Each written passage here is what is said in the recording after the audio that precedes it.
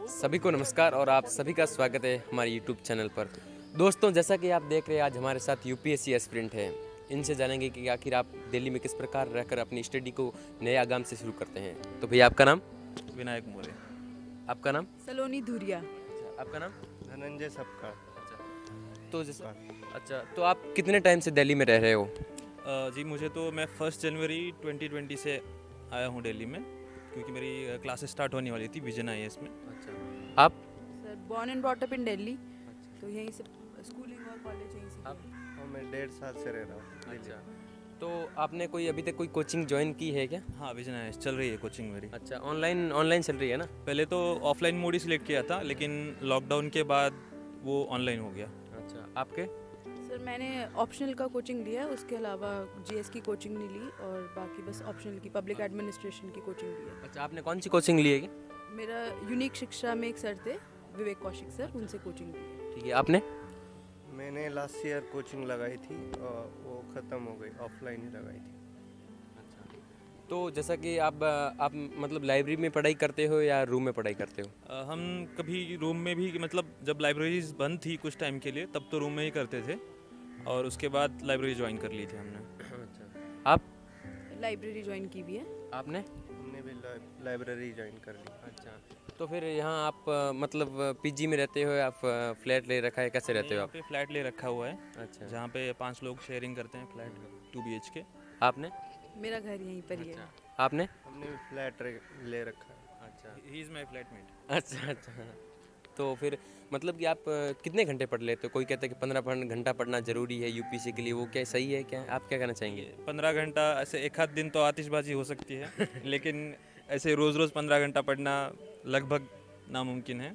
तो 15 घंटा मतलब ऐसे ड्यूरेशन, मतलब ब्रेक कर करके पढ़ सकते हैं। सुबह 2-4 घंटा, रात में 2-4, दोपहर में 2-4, ऐसे करके पढ़ सकते हो। तो वैसे हार्डली 10 to 12 आवर्स हो जाता है, बट 15 लगभग इम्पॉसिबल है। कोई कर लेता हो तो कर ही ले। मेरा भी यही मानना है कि मतलब आर्ट्स नहीं देखने चाहिए इंसान को, उसका पोटेंशियल देखना चाहिए कि 1 घंटे में अगर वो 2 घंटे का काम कर रहा है तो वो मोर देन इनफ है। तो उसको अपने पोटेंशियल पे काम करना चाहिए और उसको अपना फोकस पे काम करना चाहिए। ये नहीं, हर किसी के आवर्स डिफरेंट हो सकते हैं, मतलब आप अपने हिसाब से कर सकते हो। जैसे मैं कि 6-7 आवर्स पढ़ लेता हूँ, तो किसी के 10-12 भी हो सकते हैं, कम भी हो सकते हैं। तो इंडिविजुअल टू इंडिविजुअल वेरी हो सकता है, मतलब ऐसा कुछ नहीं है। अच्छा, आपने आखिर प्रशासनिक सेवा में, प्रशासनिक क्षेत्र में जाने के लिए आपने क्यों मानस बनाया? आखिर क्या रहस्य होगा इसके पीछे? रहस्य एज इन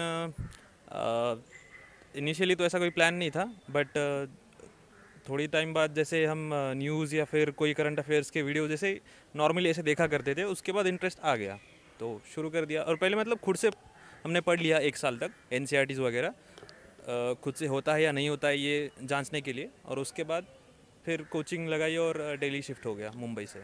अच्छा, आप? जी मेरा 12वीं के बाद ही मुझे पता था कि मुझे सिविल्स ज्वाइन करना है, तो इसलिए मैंने कॉलेज में मैं किरोड़ीमल कॉलेज से पास आउट हूँ। मैंने BA ऑनर्स किया है पॉलिटिकल साइंस में, और उसके बाद मैंने सिविल्स की तैयारी करना शुरू कर दिया था। तो ऐसा कोई रीज़न नहीं है। सिविल्स एक ऐसी सर्विस है जो जिसमें बहुत सारी डाइवर्जन्स हैं, जो हमें मोनोलॉगस नहीं रखता है, जो हमें अलग अलग क्षेत्रों में जाके काम करने का मौका देता है, चाहे एजुकेशन हो, चाहे हेल्थ हो, चाहे किसी भी, मतलब एक डिस्ट्रिक्ट के अंदर जो भी जिस तरह से भी सर्विसेज आप प्रोवाइड कर सकते हैं, आपको वो मौका देती है सिविल्स। तो क्या आपकी फैमिली बैकग्राउंड में भी इस क्षेत्र में है अभी? हाँ, फैमिली बैकग्राउंड, फैमिली में थे मेरे ग्रैंडफादर थे, तो उनसे भी इंस्पिरेशन मिली मुझे। और अच्छा, आप? मुझे तो मतलब स्कूल से ही डिसाइड कर लिया था कि सिविल सर्विस कर लिया था। फिर मैंने B.Pharm मतलब किया है ग्रेजुएशन, और उसके बाद यूपीएससी की प्रिपरेशन स्टार्ट की है। अच्छा, आपने भैया कोई अटेम्प्ट दिया है अभी तक क्या यूपीएससी के लिए? अभी अटेम्प्ट मतलब ऐसा सीरियस अटेम्प्ट तो नहीं दिया है, ये वाला अटेम्प्ट सीरियस रहेगा। अच्छा, नहीं, पहले एक अटेम्प्ट तो दिया होगा ना आपने? हाँ, एक अटेम्प्ट दिया है, बट नॉट सीरियस। लेकिन एग्ज़ाम का एक्सपीरियंस कैसा रहा आपका? एक्सपीरियंस अच्छा है था। अच्छा, आपने दिया है क्या? हाँ जी, मेरे 2 अटैम्प्ट दिए हैं, और पहला अटैम्प्ट बस ऐसे ही देने के लिए दिया था, लेकिन दूसरे अटैम्प्ट से बहुत कुछ सीखने को मिला, और तो मेरे 2 अटैम्प्ट हुए हैं अभी। आपने? मैंने 3 अटेम्प्ट दिए हैं और तीनों बार प्रीलिम्स नहीं क्लियर हो पाए। नहीं नहीं, कोई बात नहीं है, नेक्स्ट टाइम हो जाएंगे, कोई उसमें कुछ नहीं। और आप क्या सजेशन देना चाहेंगे जो अभी दिल्ली में आ रहे स्टूडेंट्स यहाँ रहने के लिए, या फिर घर पे ही अपनी पढ़ाई कर सकते हैं, या फिर यहाँ आने से अपने को मतलब अलग फील होता है, क्या कैसा लगता है यहाँ? अगर किसी की आदत है घर पे रह के पढ़ने की तो अच्छी बात है, वो वहीं रह के पढ़े, ऑनलाइन कोचिंग ले सकता है। और लेकिन एक पॉजिटिव पॉइंट ऐसा है कि अगर दिल्ली में आके पढ़ रहे हो तो पेयर प्रेशर अच्छे से उससे मतलब पेयर प्रेशर की वजह से वो ज़्यादा पढ़ेगा थोड़ा सा, तो ये थोड़ा सा एक अलग पॉइंट है, यहाँ पे आके पढ़ने का फ़ायदा है वो। लाइब्रेरीज़ वगैरह ज्वाइन कर सकते हो, हाँ, वो थोड़ा अच्छे से पढ़ाई हो जाएगी वहाँ पे भी। आप क्या कहना चाहेंगे? मेरा अभी यही मानना है, पहले एक्चुअली मैं घर पे ही पढ़ती थी क्योंकि मेरा घर करोल बाग में ही है। तो लेकिन इट डिपेंड्स कि अगर आपकी पढ़ाई आपको लगता है घर पे हो रही है, 4 घंटे अगर आप घर पे बैठ के पढ़ सकते हो, 4 घंटे आप लाइब्रेरी बैठ के पढ़ सकते हो, तो आपको आपको अपने आप देखना चाहिए कि आपको क्या चीज़ सूट कर रही है किस टाइम पर। तो अगर आपको घर पे बैठ के 4 घंटे पढ़ाई हो रही है, नो इशू, घर पे बैठ के पढ़ाई करो। लाइब्रेरी में पढ़ाई हो रही है, नो इशू, लाइब्रेरी ज्वाइन करो। It depends. मेरा भी यही मानना है कि इंडिविजुअल टू इंडिविजुअल मतलब डिपेंड करता है आपको कैसा फील होता है। अगर आप लाइब्रेरी की आपको हैबिट है तो आप लाइब्रेरी आकर पढ़ सकते हैं। कुछ लोगों को घर पे बैठ के पढ़ने की आदत होती है तो वो घर पे बैठ के भी पढ़ सकते हैं। ऐसा कुछ मतलब ये नहीं है, अपने ऊपर डिपेंड रहता है। क्या वास्तविक में आप में यहाँ गांव से लेकर इस दिल्ली में ओल्ड राजेंद्र नगर में वास्तव में आपके मतलब कुछ बेनिफिट मिले हैं, या फिर ऐसे लगता है? बेनिफिट्स तो मिले हैं। अच्छा, बेनिफिट में आप जैसे मैंने बोला कि पेयर प्रेशर बहुत ज़्यादा डेवलप होता है यहाँ पे, आजू बाजू देख के तुम जितना पहले पढ़ते थे उससे थोड़ा ज़्यादा पढ़ने लगोगे, ये एक यहाँ पे बेनिफिट मिलेगा आपको। और जो मटेरियल है, जैसे कहीं और सिटीज़ भी होती हैं तो वहाँ पे सारा मटेरियल तुम्हें ऑनलाइन ही सर्च करना पड़ेगा। यहाँ पे ऑफलाइन शॉप्स वगैरह बहुत है और वो बहुत ही सस्ते रेट में आपको मिल जाएगा कोई भी मटेरियल, तो मटेरियल इजीली अवेलेबल हो जाता है। ये भी एक यहाँ पे पॉजिटिव एडवांटेज समझ सकते हो आप। आप क्या कहना चाहेंगे? मेरा भी यही मानना है कि सवाल- वैसे आप तो यहीं रहे हो फिर लेकिन नहीं नहीं, लेकिन लेकिन आप यूपीएससी एस्पिरेंट से मतलब साथ रहते हो और लाइब्रेरी में साथ पढ़ाई करते हो, फिर आपको पीयर प्रेशर जो होता है, आपको जो साथ में बैठा है 2 घंटे पढ़ रहा है, अंदर से फील आता है और ये 2 पढ़ रहा है 3 पढ़ो, तो ये एक ये तो मोटिवेशन फैक्टर होता है। और हर किसी के घर का माहौल जो होता है वो आपको एक एनवायरनमेंट ऐसा नहीं दे सकता है जहाँ पे आपको बैठ के पढ़ना है। कुछ ना कुछ कोई ना कोई इश्यूज चलते रहते हैं। तो हमें अगर ये बच्चे भी जो बाहर से आते हैं, या मैंने भी जब लाइब्रेरी ज्वाइन की, थोड़ा एक डाइवर्जन मिला कि लाइब्रेरी में बैठ करके पढ़ाई हो सकती है। अच्छा, आपने क्या कहना चाहेंगे? मेरा ये कहना है, यहाँ पे जो है ना मतलब क्लासेस इजीली अवेलेबल है और वैरायटी ऑफ क्लासेस है, तो चॉइसेस होती है क्लास लगाने की।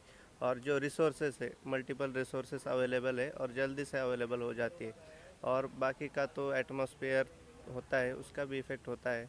तो ओवरऑल मतलब यहाँ पे थोड़ा सा इम्पैक्ट होता है, मतलब आ गए आप यहाँ पे पढ़ते हैं तो आप यहाँ रहकर आपको कौन कौन सी कठिनाइयों का सामना करना पड़ता है? यहाँ तो सबसे पहले जो है अकोमोडेशन, यहाँ पे रहने के लिए जगह ढूंढना ये थोड़ा सा डिफिकल्ट है। बट जो टेलीग्राम्स पे कुछ ग्रुप्स अवेलेबल है, जैसे महाराष्ट्र स्टूडेंट्स के लिए MS रूम्स इन महाराष्ट्र ये एक ग्रुप है टेलीग्राम पे, तो वहाँ पे अगर सर्च करोगे तो विदाउट ब्रोकरेज रूम मिल जाता है। ऐसा कुछ ज़्यादा कठिनाइयाँ ऐसी है नहीं। अगर किसी का फाइनेंशियल बैकग्राउंड अच्छा है तो वो प्रेफर कर सकता है दिल्ली में रहना, बाकी ऐसी और कुछ कठिनाइयाँ नहीं है। और जो फर्स्ट टाइम दिल्ली में आ रहा है, मतलब इससे पहले कभी वो घर से बाहर नहीं रहा है, तो उसको भी थोड़ी तकलीफ़ हो सकती है घर से दूर रहने के बाद। तो बहुत से लोग ऐसे भी है, थोड़ा टाइम रहते हैं 1-2 महीना और फिर उनको अच्छा नहीं लगता तो वापस चले भी जाते हैं। अच्छा, आप भैया? डिफ़िकल्टी तो हो सकती है, मतलब कुछ लोगों को इन्वायरमेंट की डिफ़िकल्टी हो सकती है। जैसे यहाँ पे क्लाइमेट थोड़ा हैरी हो सकता है तो उसकी प्रॉब्लम हो सकती है। खाने की प्रॉब्लम भी होती है, मेस का खाना वगैरह थोड़ा सा यहाँ पे डिफरेंट होता है, तो वो भी प्रॉब्लम आ सकती है, मतलब किसी किसी को आती है। एकोमोडेशन का कुछ नहीं, स्टार्टिंग में थोड़ा सा प्रॉब्लम हो जाता है लेकिन इतना कुछ है नहीं, वो सॉर्ट आउट हो जाता है। बाकी तो कोई कठिनाइयाँ नहीं है। तो ठीक है, आपसे बात करके हमें बहुत अच्छा लगा और हम भगवान से दुआ करता है कि आने वाले जो जून में आपका पीटी है जिसके लिए आप अटेम्प्ट मतलब क्वालिफाई हो। Thank you.